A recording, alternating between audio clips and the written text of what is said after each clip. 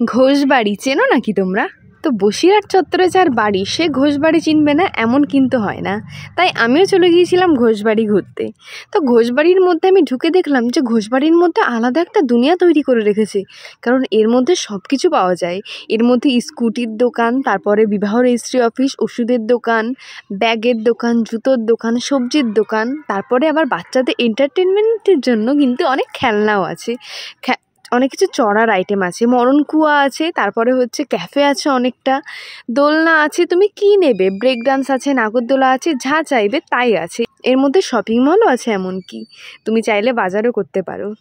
আর এই গেটটা আমার খুব ভালো লেগেছিল। এছাড়া আছে একটা মিশরের ইতিহাস, যেখানে প্রবেশ মূল্য ছিল 30 টাকা। মিরর মেস ছিল, মানে আয়নার ঘর যেটা আছে। আর এই সেই মশলার ঘর, এখানে কিন্তু একটু কম দামে মশলা পাওয়া যায়, তাই আমরা নিয়ে নিয়েছিলাম কিছু কিছু মশলা। আর আমরা কত টাকার বাজার করেছি তোমরা হয়রান হয়ে যাবে। আমরা এখানে 1772 টাকার বাজার করে নিয়েছি মশলার আইটেমের, এছাড়া সাবান, অনেক কিছু। তো ঘোরা তো কমপ্লিট, এবার বাড়ি চলে আসতে হবে। আর লাস্টে এই প্যাঁচা দেখতে দেখতে আমরা বাড়ি চলে এসেছি। So tata bye.